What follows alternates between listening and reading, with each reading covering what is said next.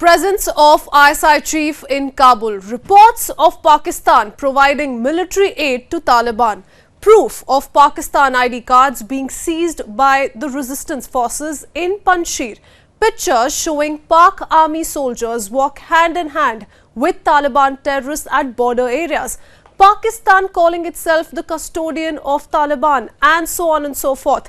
There is enough evidence of Pakistan's active involvement in the insurgency and invasion of Afghanistan in recent weeks.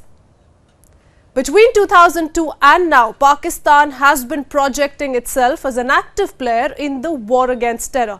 But in reality, Pakistan's duplicitous strategy in Afghanistan has been completely exposed. What is it that Pakistan gains from the Taliban takeover? Let's talk about the three long-standing reasons for Pakistan's unapologetic support to the terror group. First, Pakistan is increasingly worried about the western territories of Balochistan and Khyber Pakhtunkhwa, which are largely Pashtun-dominated. Over the past century, Afghan and Pakistani Pashtuns have wanted their own territory. Afghan Pashtuns believe they are the rightful rulers of the country because they are in majority. Pakistani Pashtuns question the legitimacy of the centralized Pak government's rule over them since they were forcibly partitioned into the country in 1947.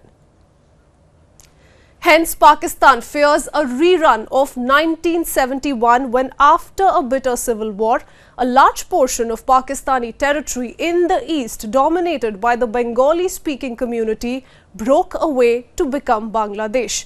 To keep this in check, Pakistan established madrasas in Balochistan and in Khyber Pakhtunkhwa to emphasize and teach a particularly strict brand of Islam in the hopes that Islamic nationalism would suppress Pashtun nationalism. Many of these Taliban leaders who espouse Islamic nationalism also receive training in these very madrasas.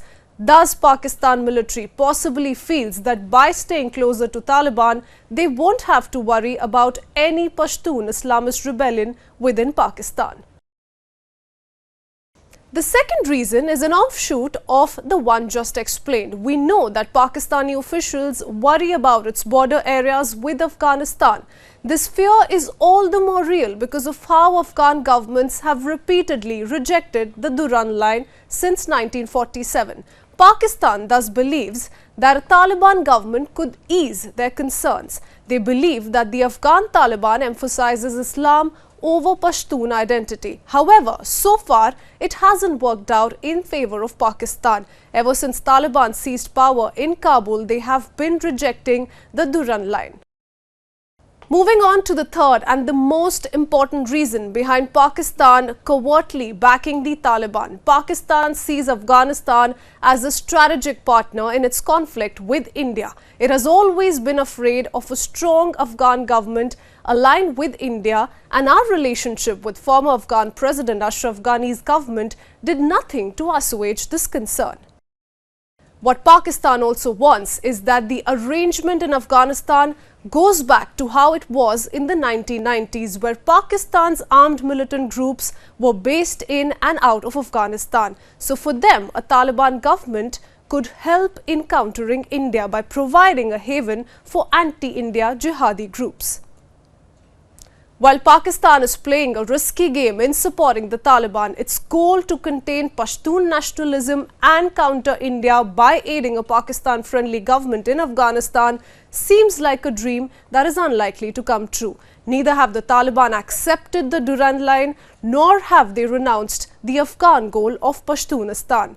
To complicate matters further, the Taliban maintain close ties with the Tehreek-e-Taliban, that is the TTP, who have vowed to war with Pakistan till their last breath. So yes, we are looking at a possibility of the power grab in Afghanistan by Taliban, bringing some bad news for its long-term sponsors in times to come.